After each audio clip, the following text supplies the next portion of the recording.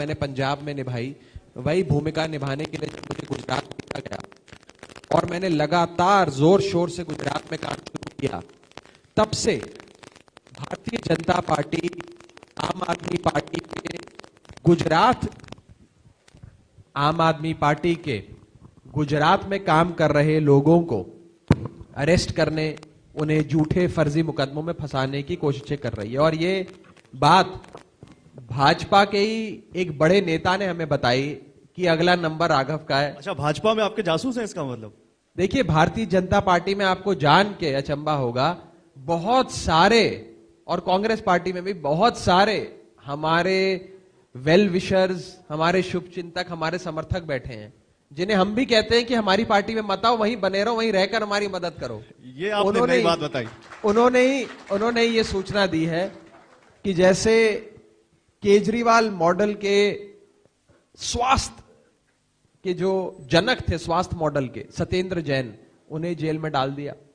शिक्षा मॉडल के जनक मनीष सिसोदिया जी को जेल में डालने की तैयारी है। अब क्योंकि गुजरात की जिम्मेदारी इन युवा कंधों पे डाल दी, तो इसी को जेल में डाल दो। ये जेल में रहेगा तो गुजरात नहीं आएगा, गुजरात नहीं आएगा तो काम नहीं करेगा, काम नहीं करेगा तो भाजपा के लिए जिंदगी आसान रहेगी। तो ये तो सरल राजनीति है। लेकिन ऐसा तो है नहीं कि बिना किसी सब्सटेंस के आपको जेल में डाल दिया जाएगा। देखिए, कोई तो आखिर क्या चार्ज होगा? राघव चड्ढा ने ऐसा क्या कर दिया जो बीजेपी या सत्ताधारी पार्टी सरकार उनको जेल में डालना चाह रही? भारत का क्रिमिनल जस्टिस सिस्टम यह कहता है कि एक अपराध होता है, अपराध के बाद मुकदमा दर्ज होता है, मुकदमे में कार्रवाई होती है, इन्वेस्टिगेशन भी चलती है, बयान चलता है, फिर ट्रायल पे स्टेज पे आता है, ट्रायल स्टेज के बाद कन्विक्शन होती है, कन्विक्शन के बाद जेल होती है। ये भारत की सामान्य तौर पे क्रिमिनल जस्टिस सिस्टम रहा है, जो 75 साल से भारत में चलता है। भाजपा ने भारत के क्रिमिनल जस्टिस सिस्टम को पूरा उल्टा कर दिया। वो कहते हैं किस आदमी को जेल में डालना है, अच्छा राघव चड्ढा को जेल में डालना है, अच्छा केजरीवाल को जेल में डालना है, तो उस आदमी को पकड़ते, पहले उसका नाम जानते हैं, फिर उसके आसपास की कोई चीजें ढूंढने की कोशिश करते हैं। जब उस आदमी ने कुछ गलत नहीं किया, कुछ मिलता नहीं, तो सबूत खुद बनाते हैं, केस खुद मैन्युफैक्चर करते हैं, झूठ मूठ का मुकदमा बनाते हैं और सीधा जेल में डाल देते हैं। कोई ट्रायल नहीं, कोई इन्वेस्टिगेशन नहीं, कुछ नहीं। तो ये भारत की क्रिमिनल जस्टिस सिस्टम और भाजपा का क्रिमिनल जस्टिस सिस्टम में एक बहुत बड़ा अंतर जो आज देश में नजर आ रहा है, वो आपको भी आ रहा है। और ऐसा कैसे हो सकता है कि सारे लोग जो ईडी सीबीआई पकड़ती है, जो पुलिस पकड़ के जेल में डालती है भाजपा की, वो सारे विपक्ष के गैर भाजपा नेता हैं। जो आप तमाम विपक्षी पार्टी के नेता कहते हैं कि एजेंसियों का इस्तेमाल कर रही है बीजेपी, जो आप लोगों की लाइन अक्सर होती है। नहीं, मैं इस सवाल को कुछ और लेकर जाना चाहता हूं। पिछले 1.5-2 महीने 3 महीने से ऐसा क्यों लगता है कि आम आदमी पार्टी की पूरी पॉलिटिक्स जेल के इर्द गिर्द ही घूम रही है, या विक्टिमाइजेशन के आसपास ही घूम रही है कि हमें निशाना बनाया जा रहा है, जो आप अभी कह रहे हैं कि हमें निशाना बनाया जा रहा है? ऐसा क्यों लगता है? देखिए, हुआ क्या, जब तक हम दिल्ली की एक छोटी सी पार्टी थे, तो भारतीय जनता पार्टी को 5 साल में एक बार दर्द होता था जब दिल्ली विधानसभा का चुनाव होता था और उसमें दिल्ली की जनता आई लव यू केजरीवाल बोलकर अरविंद जी को जिता देती थी। अब दिल्ली के बाद पंजाब का चुनाव हुआ, पंजाब में भी आम आदमी पार्टी की सरकार बन गई। पंजाब चुनाव के बाद आम आदमी पार्टी राष्ट्रीय स्तर पे एक बहुत बड़ी राजनीतिक शक्ति, ताकत बनी। इससे भाजपा डर गई, इससे भारतीय जनता पार्टी के बड़े बड़े नेता घबरा गए और वो ये समझ गए कि कांग्रेस तो हमारे लिए बहुत ही सुविधाजनक विपक्ष था, कांग्रेस को तो हम हरा सकते हैं, राहुल गांधी को तो राजनीति के रण के मैदान में कभी भी परास्त कर सकते हैं, ये अरविंद केजरीवाल जी हमारे काबू आने वाले नहीं है। तो केजरीवाल को कमजोर करने के लिए उनके आसपास के सारे लोगों को सीबीआई ईडी के मुकदमों में, रेडों में, सर्चिज में, सीजर में, कोर्ट में, जेल में फंसा दो। यही सबसे सरल चीज है भाजपा के पास। उन्होंने वो बाण आज हम पर चला दिया। अब आप मुझे एक चीज का जवाब दें, मैं आपसे सवाल पूछता हूं। वैसे सवाल तो मैं पूछने आया था। आपके माध्यम से जनता से पूछता हूं, क्या आज गुजरात में चुनाव चल रहा है, हम गांधी की, सरदार पटेल की धरती गुजरात में बैठे हैं, आज यहां पर भाजपा के नेता कांग्रेस को गाली देते हैं? कांग्रेस के किसी नेता के बारे में कुछ बोलते हैं? कुछ नहीं बोलते, कुछ भी नहीं कहते। सिर्फ केजरीवाल को गाली देते, सिर्फ आम आदमी पार्टी को गाली देते। क्यों? के लिए तो अच्छा है, वो केजरीवाल का कद बड़ा कर रहे हैं। क्योंकि केजरीवाल से डरते हैं। अरविंद केजरीवाल जी रात को भूत बनकर भाजपा के नेताओं के सपनों में आते हैं और वो सक पका के उठ जाते हैं भाजपा के नेता। आपने कांग्रेस का जिक्र किया, मैं कांग्रेस गुजरात चुनाव पे ही आऊंगा, लेकिन पहले कांग्रेस के बारे में बात कर लेते हैं। आम आदमी पार्टी के बारे में जो अभी तक का एनालिसिस है, आम आदमी पार्टी उन स्टेट्स में बड़ा अच्छा करती है जहां कांग्रेस कमजोर हो रही है, या फिर कांग्रेस जहां सत्ता में है, और उसका उदाहरण भी है, पहले दिल्ली और अब पंजाब। आम आदमी पार्टी उन राज्यों में जहां बीजेपी की सरकार है वहां पर उतना अच्छा प्रदर्शन नहीं कर पाती, या कहें कि खराब प्रदर्शन करती है। उसके लिए आप उत्तराखंड, उत्तर प्रदेश और गोवा गिन सकते हैं। अब आप गुजरात आए हैं और 27 सालों से यहां बीजेपी की सरकार है। ये धारणा गौरव भाई थोड़ी सी गलत है और इसको बड़ा सिंप्लीफाई करके पेश करने की कोशिश अक्सर करी जाती है कि आम आदमी पार्टी वहीं अच्छा करती है जहां कांग्रेस की सरकार होती, लेकिन ये गलत है। क्यों? दिल्ली में, दिल्ली विधानसभा चुनाव में आम आदमी पार्टी का मुकाबला कांग्रेस से नहीं होता। कांग्रेस पहले भी जीरो पे थी, आज भी जीरो पर है। 2015 का विधानसभा चुनाव भाजपा बनाम आम आदमी पार्टी। चलिए मैं इस सवाल को और सिंप्लीफाई कर देता हूं। आम आदमी पार्टी कांग्रेस का स्पेस ले रही है, ये लोग कहते हैं। जब एक स्टेट के, एक सूबे के 55, 60, 65% लोग एक पार्टी को वोट दें, जैसे दिल्ली में देते हैं, जैसे पंजाब के लोगों ने दिया, इसका मतलब है भाजपा का मतदाता, कांग्रेस का मतदाता, फेंस सिटर मतदाता, हिंदू हो, कोई और धर्म का हो, सवर्ण हो, दलित हो, अमीर हो, गरीब हो, महिला हो, पुरुष हो, यंग हो, ओल्ड हो, हर तबके का, हर बिरादरी का, हर धर्म का, हर जात का शख्स बदलाव के लिए, परिवर्तन के लिए, एक नए केजरीवाल मॉडल के लिए झाड़ू का बटन दबाता है। कोई एक पार्टी विशेष का नहीं दबाता। इसीलिए मैं कहता हूं कि ये जो धारणा है ये गलत है। और गुजरात की जहां तक बात है, गुजरात में कांग्रेस पार्टी वो बूढ़ी पार्टी है जो अपनी अंतिम सांसें ले रही है, हाशिए पर है। कांग्रेस पार्टी पिछले 27 सालों में यहां भाजपा को नहीं हरा पाई। जो पार्टी 27 सालों में भाजपा को नहीं हरा पाई, अब वो 28वें साल में क्या हराएगी? इसीलिए गुजरात के लोग जो बदलाव चाहते हैं, परिवर्तन चाहते हैं, जो थक गए हैं एक ही रंग की, भाजपा के रंग की शर्ट पहन पहन के, हर बार मशीन पे एक ही बटन दबा दबा के, आज वो झाड़ू का बटन दबाकर केजरीवाल मॉडल ऑफ गवर्नेंस को अपनाना चाहते हैं, आम आदमी पार्टी की परिवर्तन वाली सरकार लाना चाहते हैं। तो राघव चड्ढा ये कह रहे हैं कि गुजरात का चुनाव इस बार दिल्ली मॉडल या कहें Kejriwal model versus Gujarat model होगा।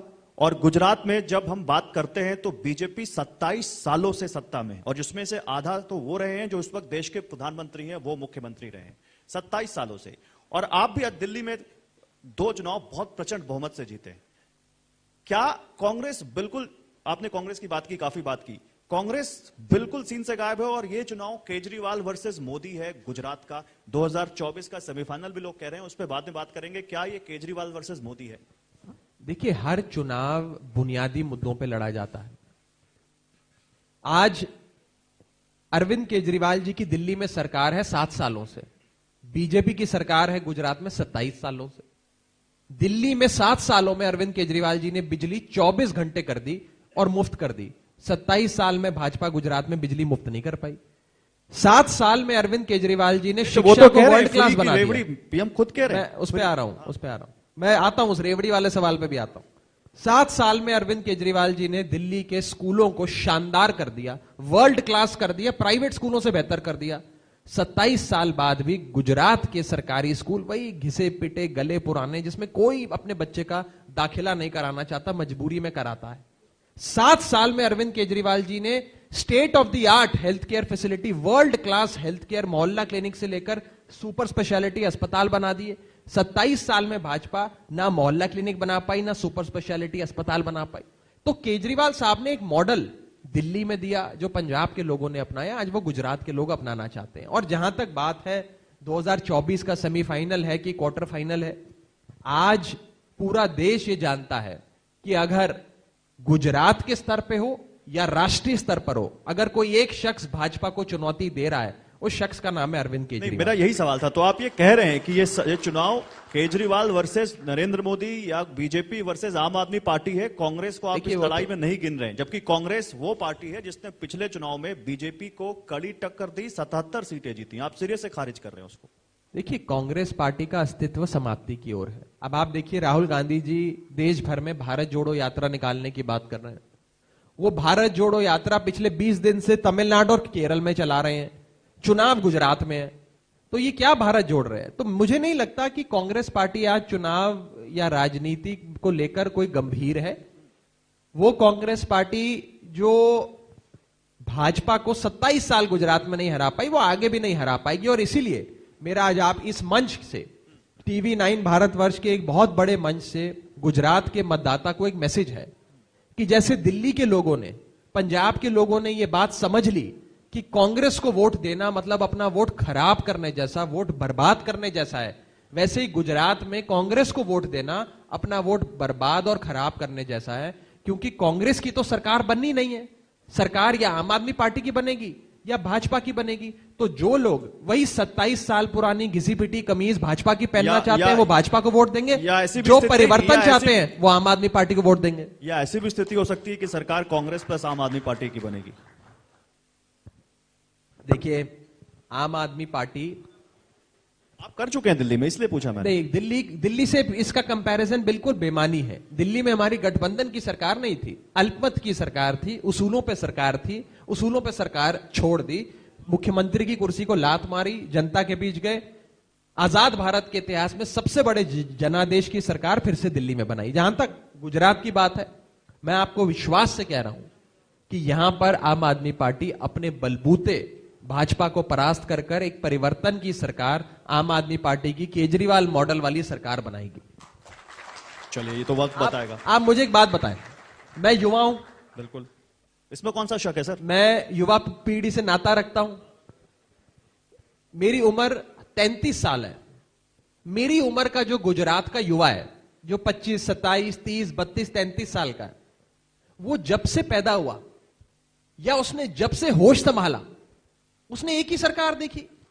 वो थक गए एक ही रंग की शर्ट पहन पहन के, एक ही सरकार को देख देख कर। अब इस अहंकारी सरकार से वो बदलाव चाहते हैं, परिवर्तन चाहते हैं। आज वो युवा थकी हुई कांग्रेस, बूढ़ी कांग्रेस को भी वोट नहीं देना चाहता। वो युवा अरविंद केजरीवाल को और आम आदमी पार्टी को वोट देना चाहता है। और इस युवा गुजरात में, इस युवा भारत में जिस पार्टी के साथ युवा खड़ा है, उसी को वोट पड़ता है, वही सरकार बना। राघव जी, उस युवा को 2 बार मौका मिला और उसने दोनों बार नहीं बदला सरकार को, जिसको आप बता रहे हैं 18 साल में वोटिंग राइट मिल जाता है इस देश में, 2 बार तो वोट डाल दिया होगा उसने। हमारी 2015 में सरकार बनी दिल्ली में और हमें एक मॉडल प्रस्तुत करने का मौका मिला। वो मॉडल प्रस्तुत करते करते, निखरते निखरते, मॉडल बनते बनते, स्कूल ठीक होते होते, अस्पताल अच्छे होते होते, मोहल्ला क्लिनिक अच्छे होते होते, बिजली मुफ्त होते होते 5 साल तो लगते हैं। एक कार्यकाल तो लगता ही है। 5 साल बाद जब 2020 में वो मॉडल परिपक्व हुआ, भारत देश के सामने आया, तब पंजाब के लोगों ने गले लगाया। 2017 चुनाव में केजरीवाल मॉडल नहीं था, क्योंकि तब स्कूल, अस्पताल, बिजली, पानी, शिक्षा, स्वास्थ्य पे काम चल रहा था। आज एक मजबूत मॉडल 5-7 साल में परिपक्व होकर गुजरात की जनता के सामने रखा गया है। और गुजरात की जनता मुद्दों पे केजरीवाल मॉडल पे वोट देगी, आम आदमी पार्टी को चुनेगी। आप कह रहे हैं प्रधानमंत्री नरेंद्र मोदी, जो इस वक्त भारत के सबसे लोकप्रिय चेहरे पॉलिटिक्स में, गुजरात के सबसे लोकप्रिय चेहरे, उनके चेहरे का जादू नहीं चलेगा इस क्या प्रधानमंत्री मोदी जी गुजरात के मुख्यमंत्री बनेंगे? आप मुझे बताएं। क्या केजरीवाल जी बनेंगे? ये तो मुख्यमंत्री का चुनाव है। केजरीवाल जी बनेंगे? ये तो मुख्यमंत्री पद का चुनाव है। केजरीवाल जी दिल्ली से आएंगे? हम चुनाव से आपको नजदीक जाते जाते हमारी क्या रणनीति होगी, कौन हमारे मुख्यमंत्री पद का उम्मीदवार होगा, उसकी घोषणा करेंगे। लेकिन आज क्योंकि प्रधानमंत्री जी गुजरात सूबे से आते हैं, यहां पे अक्सर पत्रकार मुझसे सवाल पूछते हैं, मेरा एक ही जवाब होता है, क्या मोदी जी यहां पे मुख्यमंत्री बनेंगे? वो तो मुख्यमंत्री बनेंगे नहीं, तो फिर ये सवाल ही बेमानी है। लेकिन राघव जी, केजरीवाल जी बनेंगे क्या? क्योंकि आपका भी पूरा प्रचार केजरीवाल सेंट्रिक है। केजरीवाल जैसे भाजपा मोदी जी के नाम पे वोट मांगती है, ऐसे आम आदमी पार्टी केजरीवाल जी के नाम पे वोट मांगती है। आपके कार्यक्रम का नाम क्या है? आपके कार्यक्रम का भी नाम है केजरीवाल के नाम पर। Exactly. तो गुजरात की जनता भी केजरीवाल के नाम पर वोट देगी। हमारी रणनीति क्या होगी, कौन मुख्यमंत्री पद का दावेदार होगा, उम्मीदवार होगा, वो जनता से सलाह करके हम आने वाले समय में आपके सामने रखेंगे। चलिए, बहुत अच्छी बात है। दो चीजें और हैं और बड़ा इस वक्त सोशल मीडिया पे भी दिख रहा है। पहले मैं एक ट्वीट का जिक्र करूंगा जो आपकी सीनियर लीडर आतिशी ने किया, और आम आदमी पार्टी के उस ट्वीट पर बीजेपी के लोग बड़े गुस्सा हैं। वो कह रहे हैं कि आपने प्रधानमंत्री के साथ साथ उनकी मां को भी चुनाव में घसीट लिया, राजनीति में घसीट लिया, उनके नाम पर पॉलिटिक्स की, जो आपको नहीं करनी चाहिए थी, और बहुत गुस्सा है उसको लेकर। वो बड़े ट्वीट कर रहे, कह रहे हैं गुजरात के लोग आपको माफ नहीं करेंगे। क्या मैंने वास्तव में गौरव भाई वो देखा नहीं, ट्वीट मैंने देखा नहीं, तो मैं इस पर कॉमेंट नहीं कर सकता। और ट्वीट है जिसमें शायद वो कुछ एक रैप है जिसमें उनको मुझे वास्तव में जानकारी नहीं है, मैंने देखा नहीं। मैं कार्यक्रम के बाद जरूर देखूंगा और आपको अपना अधिकृत बयान उस पर दूंगा। लेकिन अगर ऐसा है तो उस पर राघव चड्ढा का क्या व्यू होना चाहिए? नहीं, मैं जो चीज देखी नहीं उस पर कमेंट नहीं करना चाहता, और मेरा अपना व्यक्तिगत मानना है कि किसी के भी परिवार का किसी भी चुनाव के रण के मैदान में अगर उनका राजनीति से कोई ताल्लुक नहीं है तो उनका मेंशन नहीं होना चाहिए। लेकिन मैंने देखा नहीं है, मैं बिना देखे उस पर कोई कमेंट नहीं करना चाहता। जवाब मिल गया मुझे। अब आते हैं उस मुद्दे पर जहां केजरीवाल जी एक ऑटो ड्राइवर के यहां गए थे खाना खाने, आपको याद होगा। बहुत ज्यादा उसको लेकर हम लोगों ने भी खबरें चलाई और बड़ा वो हुआ कि केजरीवाल जी गए और ऑटो वाले के यहाँ खाना खाया, और वो ऑटो वाला, शायद मैं गलत नहीं तो विक्रम नाम है उनका, वो वहां रहते थे जो मुख्यमंत्री की विधानसभा थी, के नगर, वहां गए। उसको लेकर बड़ा हुआ कि देखो मुख्यमंत्री की विधानसभा में केजरीवाल जी के लिए कितना लोगों में दीवानगी है। उस ऑटो वाले ने बीजेपी के कार्यक्रम में जाकर यह कहा है कि भाई मुझे तो यूनियन ने कहा था मैं केजरीवाल जी का समर्थक नहीं हूं और मैं बीजेपी का समर्थक हूं। मतलब आम आदमी पार्टी ने ऐसे प्रचार किया कि वो केजरीवाल जी का बहुत बड़ा प्रशंसक है, लेकिन उसने साफ कह दिया कि मैं बीजेपी का प्रशंसक हूं और मैं बीजेपी को ही वोट देता आया। जब एक ऑटो चालक ने, एक साधारण गुजरात के एक शख्स ने जो रोजमर्रा जिंदगी के धक्के खा के अपनी दिहाड़ी पूरी करता है, उसने प्यार से अरविंद केजरीवाल जी को अपने घर आकर खाने का, रोटी खाने का न्योता दिया, तो अरविंद केजरीवाल जी ने यह नहीं पूछा कि तुम आज से पहले कौन सी पार्टी को वोट देते थे, तुम कौन से नेता के समर्थक हो, तुम कौन सी पार्टी से रिश्ता रखते हो। उसने प्यार से बुलाया, अरविंद केजरीवाल जी प्यार से उसके घर चले गए। रोटी मुझे जवाब देने दीजिए। आम आदमी पार्टी वाले और खास करके हमारे नेता अरविंद केजरीवाल जी किसी को गले लगाने से पहले या किसी के घर जाकर रोटी खाने से पहले, किसी का हाथ थामने से पहले ये नहीं पूछते कि तुम कांग्रेस पार्टी की हो कि भाजपा की हो। अरविंद केजरीवाल जी का यह मानना है कि भारत के 135 करोड़ लोग उनके परिवार का हिस्सा हैं और वो 135 करोड़ परिवारों का हिस्सा हैं, ये सब हमारे हैं। और चाहे आज से पहले कोई भी शख्स भाजपा को वोट देता आया हो, कांग्रेस को देता आया हो, इस बार अच्छे स्कूलों के लिए, अच्छे मोहल्ला क्लिनिक के लिए, मुफ्त बिजली के लिए लोग सब केजरीवाल को ही वोट देंगे। मेरा अगला सवाल आप समझे नहीं, ऐसे ही लोग केजरीवाल जी को खाना खिलाकर बीजेपी को वोट दे देंगे तब आपकी सरकार कैसे बनेगी? देखिए, अगर जनप्रतिनिधियों और जनता के बीच इतनी दूरी नहीं आती, इतनी दरार नहीं आती जनप्रतिनिधि और साधारण जनता के बीच, तो शायद अरविंद केजरीवाल जी को उस ऑटो चालक के घर जाने की जरूरत ही ना होती। 27 साल बाद गुजरात के भाजपा के नेताओं को एक गरीब ऑटो चालक की याद आई। 27 साल बाद आज भाजपा को केजरीवाल साहब ने मजबूर कर दिया कि जाओ ऑटो चालकों से बात करो, उनकी बारे में बात सुनो, उनकी बात सुनो, उनमें क्या, उनको क्या दर्द है, उन क्या परेशानियां झेलते हैं, उनकी बात सुन के उसका हल दो। आज ये बदलाव की राजनीति है कि गुजरात के भाजपा के नेता स्कूल, अस्पताल, ऑटो चालक, बिजली, पानी के मुद्दों पे बात कर रहे हैं और किसी मुद्दों पे बात नहीं कर रहे हैं। इससे साफ होता है कि चुनाव की बैटिंग पिच अरविंद केजरीवाल जी तैयार कर रहे हैं। भाजपा सिर्फ बॉलिंग करती है, हम छक्का मार के बॉल उड़ा देते हैं स्टेडियम के बाहर। और राघव चड्ढा आ भी गए उस पिच पर, अब बैटिंग कर रहे हैं। मैं नॉन स्ट्राइकर एंड पे खड़ा हूं, मैं स्ट्राइकिंग एंड पे नहीं हूं। जिसका परफॉर्मेंस पंजाब में काफी अच्छा रहा। नहीं, पंजाब किसी एक शख्स की जीत नहीं है, पूरी पार्टी की जीत है। और जैसा कि मैं अक्सर कहता हूं, इस पार्टी के chief election strategist Arvind Kejriwal ji हैं। हम इंप्लीमेंट करते हैं उनकी स्ट्रेटेजी को। लेकिन हां, यह बात जरूर है कि आम आदमी पार्टी जिस भी चुनाव को लड़ती है पूरी मजबूती से लड़ती है। आज अगर हम गुजरात के लोगों को यह वादा कर रहे हैं कि हम परिवर्तन देंगे, तो तन मन धन से, हर चीज से, समर्पण से, पूरे विश्वास के साथ लोगों के बीच जा रहे हैं और शायद तभी गुजरात के लोग आज अरविंद केजरीवाल जी पे विश्वास करते नजर आ रहे हैं। आज जब मैं आया, मैं आते हुए बाजार में माहौल जानने की कोशिश करी, कुछ लोगों से बात करने की कोशिश करी, लोगों के मुंह पे यह बात है, एक मोको केजरीवाल ने, ये लोग अपने आप कह रहे हैं। मैंने परिवर्तन की बात करी, लोग कहते हैं केजरीवाल आवे छे, परिवर्तन लावे छे। ये गुजरात के लोग अपने आप कह रहे हैं, मैं उनके कानों, उनके अच्छा, ये बड़ा उनके अच्छा मुंह आपने से कहा। सुन के मेरे आ मन रहा में भी एक सवाल था। राघव चड्ढा दिल्ली में रहते हैं, पंजाबी हैं, पंजाब के लोगों से अच्छे से कनेक्ट करते हैं। गुजरात के लोगों से वो कनेक्ट कैसे करेंगे जब सामने खुद ऐसे पार्टी हो जिनका सबसे बड़ा नेता गुजराती हो? देखिए, नेता राजनीति तय नहीं करते हैं, जनता राजनीति तय करती है। आम आदमी पार्टी किसको यहां नेता बनाती है, किसको सहप्रभारी बनाकर भेजती है, कौन चुनाव में क्या भूमिका निभाता है, ये एक लार्जर कॉन्टेक्स्ट में आप देखें ये मुद्दे गौण हो जाते हैं। किस मुद्दे पे चुनाव लड़ा गया है, लोगों के जहन में क्या बात है, लोग क्या चाहते हैं। आपने गुजराती सीखी लोगों से बात करने के लिए? थोड़ी बहुत सीखने की कोशिश करी, जो मैंने आपको बताया कि लोगों ने, अब हमारे व्यूअर्स, हमारे लोगों से जो मैंने सुना गुजराती में, लोगों ने कहा एक मोको केजरीवाल ने, ये मैं सुन के आया। लोगों ने कहा केजरीवाल आवे छे, परिवर्तन लावे छे। तो ये गुजरात के लोगों की दिल की आवाज है। नहीं, आपको मुझे लगता है ज्यादा मेहनत ना करनी पड़ जाए, क्योंकि सामने तो ऐसे लोग हैं जो गुजराती में पीएचडी हैं।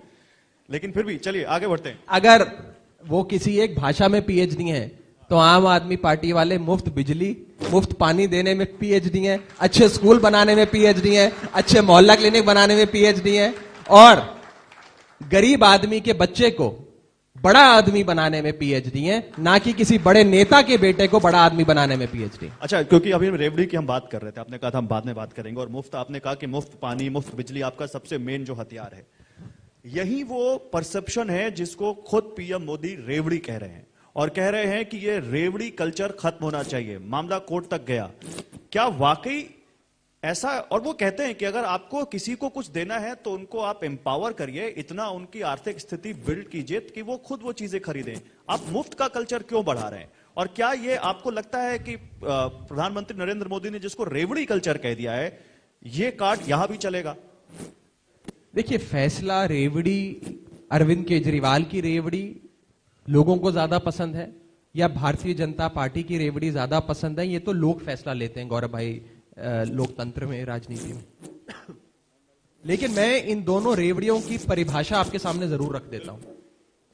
एक तरफ अरविंद केजरीवाल जी की रेवड़ी है, मैं रेवड़ी शब्द का ही प्रयोग करता हूं, रेवड़ी है, जिसमें गरीब आदमी को 300 यूनिट मुफ्त बिजली, गरीब आदमी के बच्चे को वर्ल्ड क्लास मुफ्त एजुकेशन, बढ़िया से बढ़िया इलाज, मुफ्त दवाइयां, मुफ्त operation, world class health care मिलता है, ये सारी चीजें मिलती हैं। एक भारतीय जनता पार्टी का रेवड़ी का मॉडल है जिसमें बड़े बड़े कॉरपोरेट्स के 10 लाख करोड़ का टैक्स माफ हो जाता है, बड़े बड़े उद्योगपतियों के 15 लाख करोड़ का कर्जा माफ हो जाता है। यह भाजपा की रेवड़ी। अब लोगों को चुनना है कि लोगों को अरविंद केजरीवाल जी की रेवड़ी पसंद है या भाजपा की रेवड़ी पसंद है। यह मेरा एक पॉइंट है। मेरा दूसरा पॉइंट, आज गुजरात के मुख्यमंत्री को, गुजरात के एमपीस को, गुजरात के मंत्रियों को, सारे बड़े नेताओं को 5,000 यूनिट बिजली महीने की मुफ्त मिलती है, 50,000 पानी लीटर, 50,000 लीटर पानी हर महीने मुफ्त मिलता है, इलाज मुफ्त मिलता है, बड़े से बड़ा ऑपरेशन इनका फ्री में होता है, शिक्षा मुफ्त मिलती है।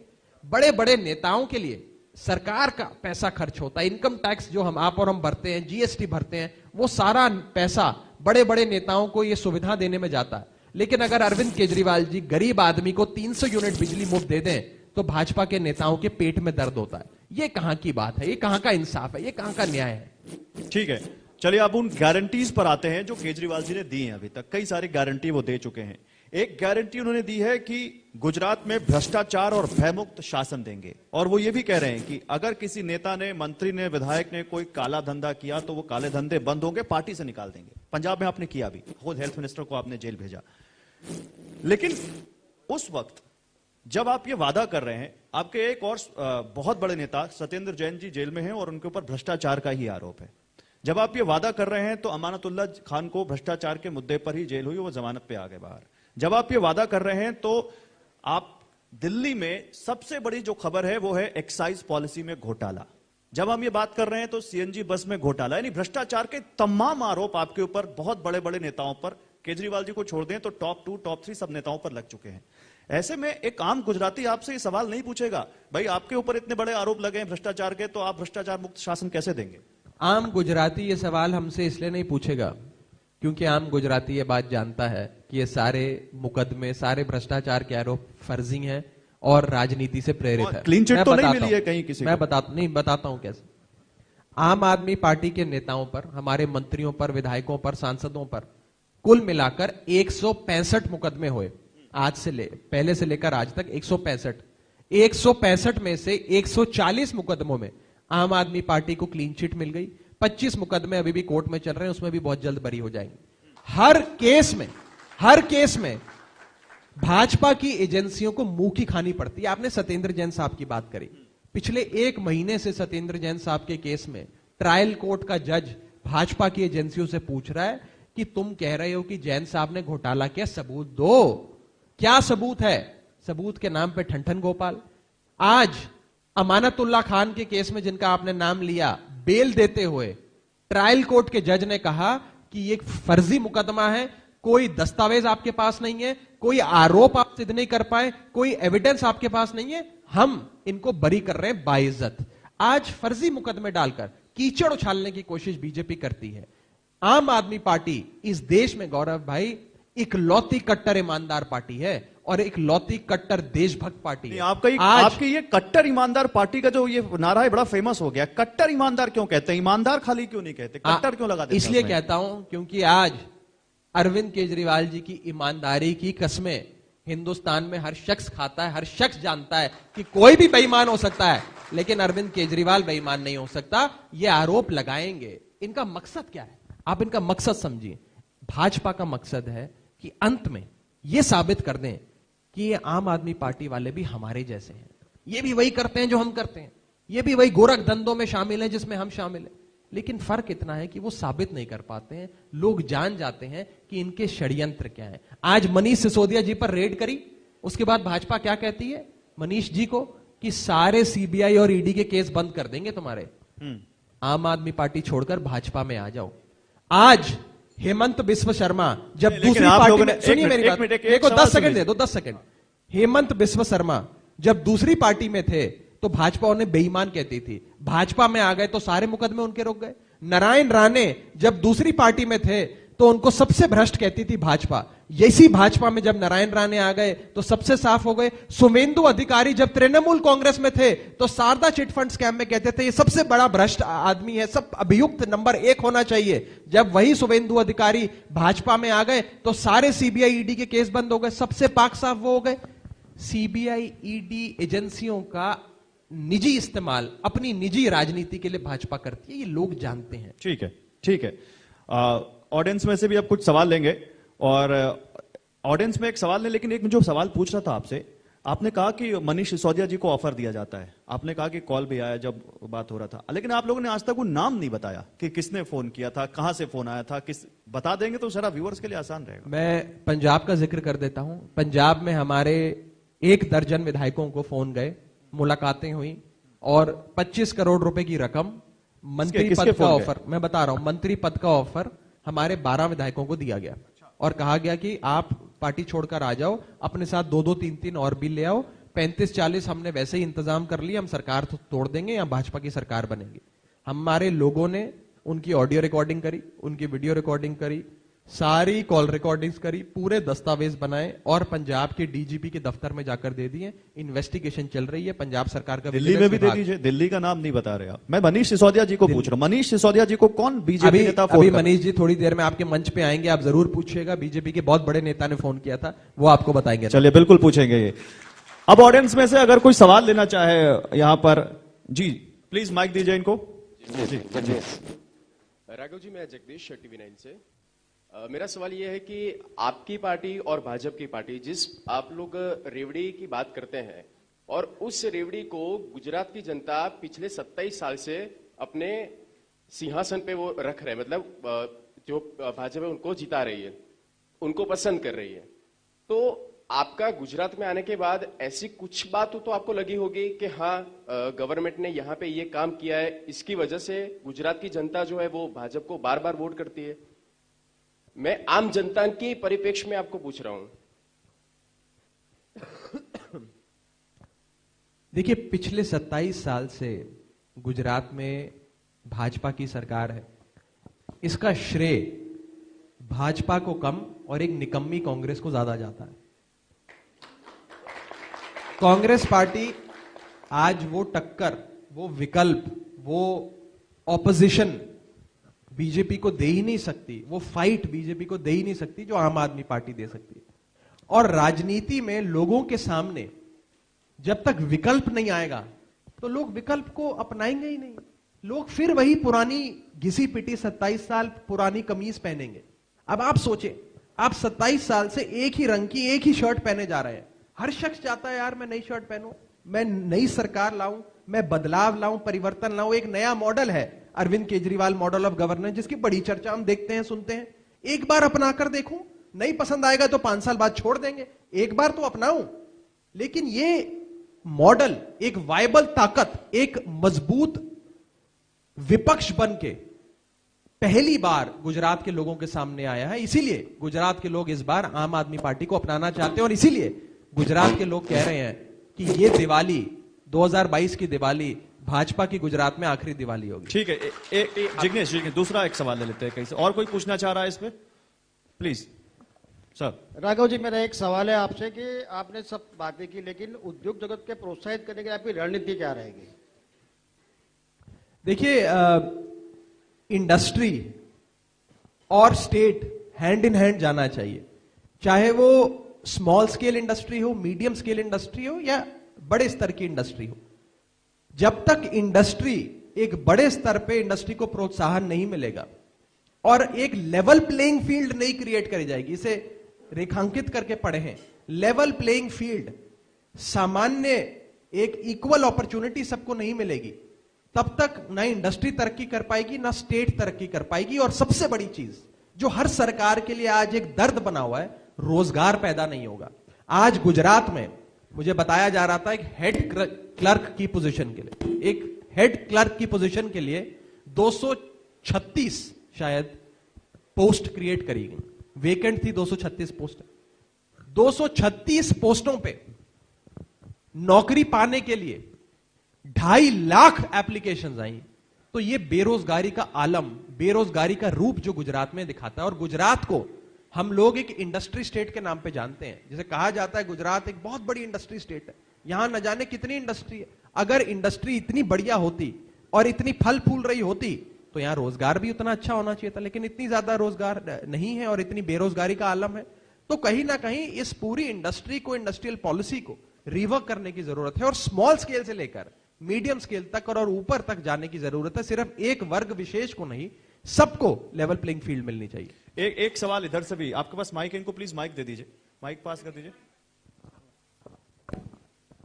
ये गुजरात का यूथ आपसे कुछ पूछना चाहता है। जरूर जरूर जरूर पूछिए। आप दे दीजिए पीछे उनको, इनको माइक दे दीजिए, माइक दे दीजिए। जी बोलिए। नमस्कार, मेरे आपसे 2 क्वेश्चंस हैं। पहला तो एक आपने बोला कि केजरीवाल जो है वो 135 करोड़ का वो उनका परिवार है, ये मेरा परिवार है, तो उनके लिए सभी धर्म सभी लोग एक होंगे। तो एक नेता ऐसा होना चाहिए मेरे ख्याल से कि अगर किसी भी कम्युनिटी या किसी भी लोगों के ऊपर कुछ हो रहा है तो उसको अपना दुख व्यक्त करे। अगर वो दुखी हो तो वो दुखी होना चाहिए। हमने नहीं, यहाँ पे सबने देखा होगा, एक सांसद में एक फिल्म आई थी कश्मीर फाइल्स, उस पे उन्होंने हंसी उड़ाई थी। क्या एक नेता को ये शोभा देता है कि किसी कम्युनिटी के ऊपर उनके दुखों के अत्याचारों के ऊपर एक फिल्म बनी है तो वो ऐसे उनकी हंसी उड़ाए? एक नेता को ये हक नहीं है। ठीक है। और एक दूसरा भी प्रश्न है, मैं पूछ ही देती हूँ। हाँ, दूसरा भी ये प्रश्न है कि ये जो आप बोल रहे हैं कि मुफ्त में पानी मिलेगा, मुफ्त में पानी की अभी बहुत वैल्यू है, पीने लायक पानी बहुत ही कम है पूरे विश्व भर में। और एक रही बिजली, 1 यूनिट की अभी कीमत है 8 रुपए। अगर आप किसी हर घर को 300 यूनिट देते हो तो 24,000 रुपया जाता है। अगर ये सब आप मुफ्त करोगे तो उसका सारा पैसा देश को शायद भुगतना पड़ेगा। और आपको हमें फिर अगर ये सब हम करेंगे, मुफ्त करेंगे, एक तरफ हम बात करते हैं make in India, startup India, made in India, और हम आत्मनिर्भर बनने की कोशिश कर रहे हैं, और एक तरफ अगर आप मुफ्त का लालच देकर अगर गुजरात के लोगों से ये कहते हैं कि आप ये करो, तो फिर वो नहीं हो सकता है। मैं जवाब देता हूं। जहां तक आपने बिजली और पानी की बात करी, आम आदमी पार्टी ये कहती है कि एक सामान्य जनक जीवन जीने के लिए जितना पानी आपको चाहिए, यूनाइटेड नेशंस कहता है कि एक परिवार को, सामान्य 4 लोगों के परिवार को एक सामान्य जीवन और एक डिग्निफाइड लाइफ के लिए एक महीने में 20,000 लीटर पानी चाहिए। हम कहते हैं उतना पानी, और 300 यूनिट बिजली चाहिए एक डिग्निफाइड लाइफ जीने के लिए एक महीने में, उतनी बिजली हम सबको देंगे। हमारे संविधान में लिखा है कि भारत एक कल्याणकारी राज्य है, India is a welfare state. ये स्टेट की जिम्मेदारी है कि सबको अच्छी शिक्षा, अच्छा स्वास्थ्य, ट्रांसपोर्ट, बिजली, पानी मुफ्त में मिले। ये भारत में जो अरविंद केजरीवाल जी का एक सोशल सिक्योरिटी नेट बनाने की कोशिश है, ये कोई अजूबा नहीं है। यूरोप के कई देशों में, दुनिया के कई देशों में, विकसित देशों में मुफ्त बिजली, मुफ्त पानी, मुफ्त शिक्षा मिलती है, सारे सिटीजन्स को मिलती है। और ये जो पैसा की आप बात कर रहे हैं, ये पैसा आपका और मेरा है। जिस टैक्स को आप और मैं भरते हैं, वो अगर हमें ही सुविधा देने पे खर्च हो तो उसे फिजूल खर्ची नहीं कहते। लेकिन आपकी और मेरे जीएसटी और इनकम टैक्स जो हम सरकारों को जमा कराते हैं, उससे बड़े बड़े नेताओं को 10-10 हजार यूनिट महीने के मुफ्त बिजली मिले, बड़ी बड़ी गाड़ियां मिले, मुफ्त के इलाज मिले, वो फिजूल खर्ची है। जब एक मुख्यमंत्री 250 करोड़ का आलीशान जहाज अपनी यात्रा के लिए खरीदे, और अगर उस 250 करोड़ से गुजरात के बच्चों के अच्छे भविष्य के लिए अच्छे स्कूल बने, अच्छे अस्पताल बने, वो फिजूल खर्ची नहीं है, ऐसा हम मानते हैं। और कश्मीर फाइल्स पे एक सवाल, उस पे तो मैं साफ कहना चाहता हूं, तो भारतीय जनता पार्टी का प्रोपेगेंडा है। एक व्हाट्सएप यूनिवर्सिटी बीजेपी चलाती है जो अरविंद केजरीवाल जी के बयानों को मैन्युफैक्चर करके आगे फॉरवर्ड करती है। अरविंद केजरीवाल जी ने भाजपा को एक्सपोज किया, ना कि किसी एक वर्ग विशेष के खिलाफ बात करी। उन्होंने कहा था यूट्यूब पे अपलोड कर दो, टैक्स फ्री करने की क्या जरूरत है, ऐसा कुछ कहा था उन्होंने विधानसभा में। उन्होंने एक भाजपा के समर्थक, जो आदमी राजनीति कर रहा है, एक विषय को लेकर उसको एक्सपोज करने की कोशिश की। ठीक है, चलिए, गारंटी की हम बात कर रहे थे, अभी आप लोगों के पास समय बचा तो फिर से आएंगे, लेकिन गारंटी की बात कर रहे थे। आप लोगों ने एक और गारंटी दी है, रोजगार की गारंटी। आपने कहा है कि एक तो 10 लाख नौकरियां देंगे, और अगर जब तक नौकरी नहीं दे पाते तब तक 3,000 रुपए बेरोजगारी भत्ता देंगे। That again comes to economics की वो कैसे पैसा आएगा। ठीक है, लेकिन मैं कुछ आपको डेटा बताना चाहता हूं। Centre for monitoring Indian economy की जो सबसे ताजा रिपोर्ट है अगस्त 2022, अगस्त 2022 की, वो ये कहती है कि दिल्ली में बेरोजगारी दर है 8.2%, जबकि गुजरात की बेरोजगारी दर है मात्र 2.6%। तो आपसे गुजराती ये नहीं पूछेगा कि पहले दिल्ली में तो नौकरी दे दो, गुजरात में कैसे दोगे? दिल्ली में अरविंद केजरीवाल जी ने 12 लाख से ज्यादा युवाओं को नौकरियां दी, नंबर 1। नंबर 2, जब भी आप बेरोजगारी दर कैलकुलेट करते हैं, हम आमतौर पे बेरोजगारी दर में सिर्फ ऑर्गेनाइज्ड लेबर को लेते हैं। अच्छा, इस बीच मनीष जी भी आ चुके हैं। मनीष जी, आपका भी स्वागत है, प्लीज। बहुत बहुत स्वागत है। हम हर बार जब भी बेरोजगारी दर की बात करते हैं तो हम ऑर्गेनाइज्ड लेबर, ऑर्गेनाइज्ड वर्कफोर्स जो होती है उसकी दर देखते हैं, अनऑर्गेनाइज्ड लेबर फोर्स की तो बात ही नहीं करते हैं। तो ये आंकड़े बेमानी है, नंबर 1। नंबर 2, आज मैंने तो आपको सीएमआई के क्या आंकड़े हैं, कौन सी रेटिंग एजेंसी ने क्या आंकड़े दिए, उसको दरकिनार करते हुए एक छोटा सा उदाहरण दिया कि गुजरात में एक हेड क्लर्क की नौकरी के लिए 236 पोस्टें निकली, उसमें लाखों, 2.5 लाख लोगों ने अपनी एप्लीकेशन आवेदन देकर उस नौकरी में भर्ती करने की इच्छा जाहिर करी, एक हेड क्लर्क की नौकरी के लिए। तो आप सोच सकते हैं गुजरात में बेरोजगारी का क्या हाल। हम ये कहते हैं, दिल्ली में हमने करके दिखाया, जो कहते हैं वो करते हैं, गुजरात में भी करके दिखाएंगे। आज हमने ये नहीं कहा कि हम 2022 तक सबकी आय दुगनी कर देंगे, फलाना कर देंगे, ढिमकाना कर देंगे। हमने जो जो वादे करे वो सारे वादे डिलीवर करे। पंजाब में जब हमने 300 यूनिट बिजली मुफ्त करने का वादा किया था, तो यही विपक्ष के लोग कहते थे कि कैसे करोगे, पंजाब पे तो 4 लाख करोड़ का कर्जा है, 3 लाख करोड़ का कर्जा है, दिल्ली में तो चलो आपके पास सरप्लस बजट था, कैसे करोगे। आज पंजाब में भी आम आदमी पार्टी की सरकार ने 300 यूनिट बिजली मुफ्त और कर दी। उसी पंजाब में सैलरी डिले हो गई थी राघव। इसीलिए नहीं, वो कोई और कारण था, मैं उस पर आता हूं। इसीलिए कहा जाता है कि अरविंद केजरीवाल जी और आम आदमी पार्टी जो कहते हैं वो करते हैं। चलिए मैं आता हूं, पंजाब वाला भी उसमें आंसर दे दीजिएगा। लेकिन कहा जाता है कि good politics is bad economics, but आपका एक वादा है ओल्ड पेंशन स्कीम का, और अगेन गुड पंजाब में भी आप वो ला रहे हैं, आपने वादा किया, अभी आया नहीं है वो। एक्सपर्ट्स ये कहते हैं कि old pension scheme is bad economics with bad politics also, क्योंकि ये बहुत बड़ा जो एक्सचेकर है, जो हमारा जो सूबे का जो खजाना है, उस पर बहुत ज्यादा असर डालेगा और ये माली हालत खराब कर देगा।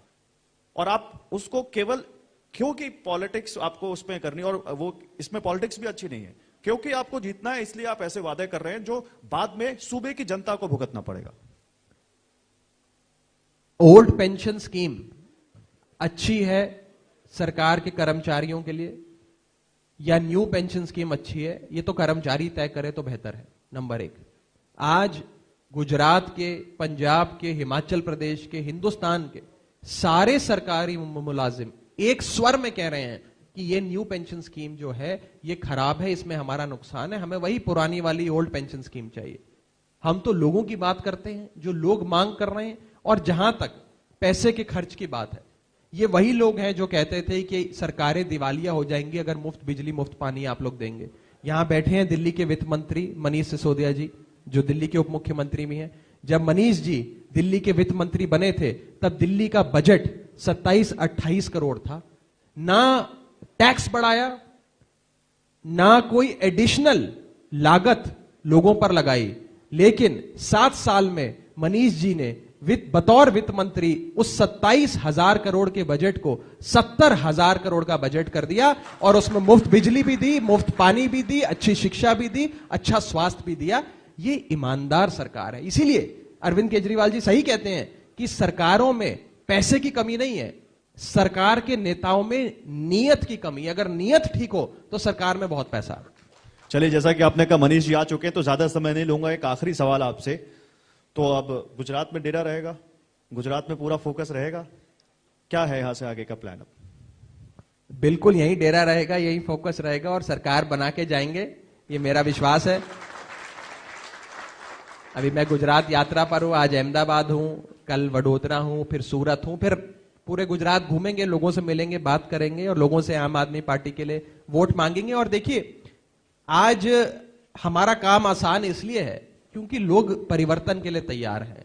लोग खुद चाह रहे हैं कि इस बार एक बार ट्राई करके देख ले। यहां तक कि जो भाजपा के लोग हैं, जो बीजेपी के ऑफिस बियरर्स हैं, पद अधिकारी हैं, वो भी इस बार झाड़ू का बटन दबाकर आम आदमी पार्टी को जिताने की कस्में खा रहे हैं।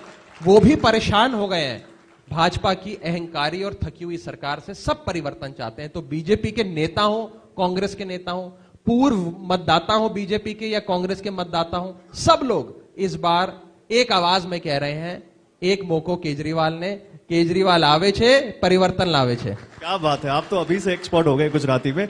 बहुत बहुत शुभकामनाएं राघव आपको। Thank you. बहुत शुक्रिया आपका TV9 से बात करने के लिए। तो सत्ता सम्मेलन गुजरात में हम गुजरात के सह प्रभारी और आम आदमी पार्टी के सीनियर लीडर राघव चड्ढा जी से बात कर रहे थे। आगे ये आप लोग यही रहिए, क्योंकि अब बस ये कॉन्क्लेव आगे बढ़ेगा। मनीष जी आ चुके हैं, मनीष जी से बातचीत होगी। बहुत बहुत शुक्रिया राघव, एक बार फिर से थैंक यू।